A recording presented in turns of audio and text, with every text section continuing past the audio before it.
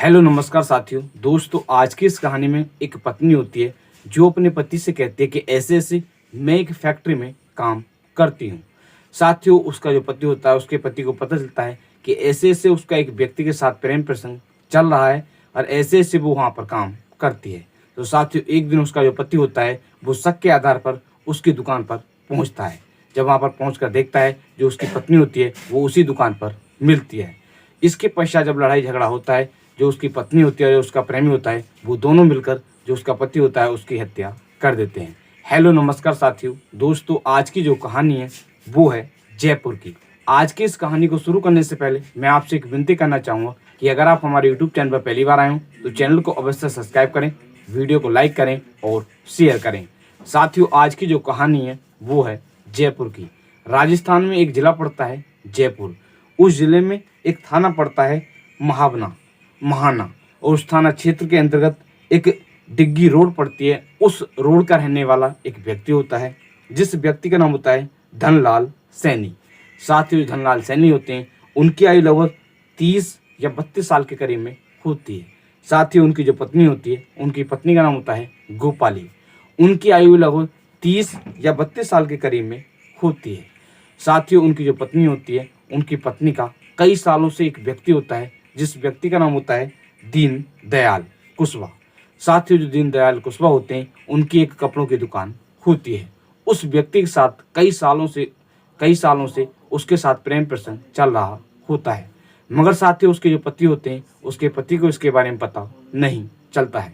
साथ ही उसके जो पति होते हैं जिसका नाम होता है धनलाल, वो सब्जी बेचने का कार्य किया करते थे।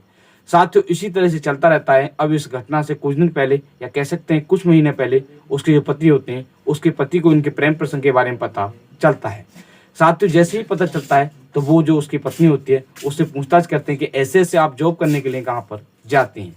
साथ ही उनकी जो पत्नी होती है वो बताती है कि ऐसे ऐसे मैं एक कंपनी में जॉब करने के लिए, एक फैक्ट्री में जॉब करने के लिए जाती हूँ। साथियों, इसी तरह से वो बताती है। साथ ही उसके जो पति होते हैं, उसके पति को अपनी पत्नी पर शक होता है।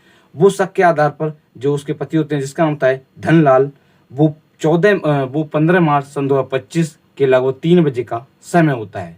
वो साथियों एक सागानेर में कसीदो वाली गली स्थित एक दुकान पड़ती है श्री श्याम फैशन पर पहुंचते हैं। साथियों, जो उसका जो प्रेमी होता है जिसका नाम होता है दीनदयाल कुशवाहा की दुकान होती है।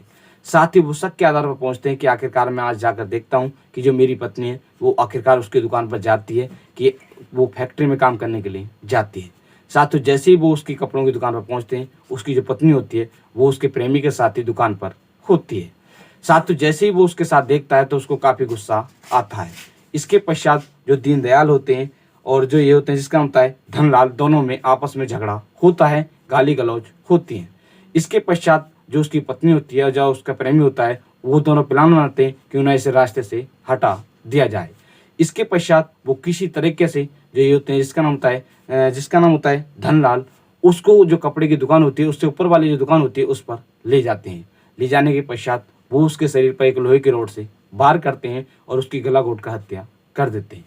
साथ ही हत्या करने के पश्चात वो उसके सबको एक पिन्नी होती है उससे पैक करते हैं और उसके पश्चात एक प्लास्टिक के बोरे में उसके सबको पैक करते हैं। इसके पश्चात जो प्रेमी प्रेमिका होते हैं, जो उसकी पत्नी होती है और जो उसका प्रेमी होता है, वो दोनों उसके सबको एक बोरे में भरने के पश्चात मोटरसाइकिल से लेकर एक थाना पड़ता है मोहना, उस थाना क्षेत्र में एक रिंग रोड नेवड़ा के पास में एक मंदिर होता है भैरोजी मंदिर, उस मंदिर के पास में ले जाते हैं। ले जाने के पश्चात जो उसका शव होता है उसको जला देते हैं। साथ ही वो पेट्रोल छक्कर उस सबको जला रहे होते हैं। इसी बीच एक कार आ रही होती है तो कार को देखकर वो वहाँ से भाग जाते हैं। साथ ही जो शव होता है वो अधजला ही रह जाता है। इसके पश्चात अगले दिन 16 मार्च को कुछ व्यक्तियों को एक शव दिखाई देता है जो अधजला होता है। साथ ही वो इसके बारे में एक थाना पड़ता है मोहना, उस थाने की पुलिस को सूचना देते हैं कि ऐसे ऐसे यहाँ पर एक अधजला शव पड़ा हुआ होता है। साथ ही जो पुलिस होती है वो वहाँ पर पहुँच जाती है। पहुँचने के पश्चात जो अधजला शव होता है उसको बरामद कर लेती है। इसके पश्चात जांच पड़ताल करती है। 2 दिन तक जो पुलिस होती है वो जांच पड़ताल करती है। इसके पश्चात जब पुलिस सीसीटीवी कैमरे चेक करती है तो उसमें पता चलता है कि ऐसे ऐसे एक बाइक गुजरती है जिसके पास में एक बोरा होता है, उसमें कुछ होता है। साथ ही जो पुलिस है वो लगातार जांच करती है। इसके पश्चात पता चलता है कि ऐसे ऐसे वो एक व्यक्ति होते हैं, जिस व्यक्ति का नाम होता है धनलाल, उसका शव होता है। साथ ही जो पुलिस होती है वो इसके बारे में उसके जो परिवार वाले होते हैं उससे बताती है। साथ ही जो परिवार वाले होते हैं वो वहाँ पर पहुँच जाते हैं।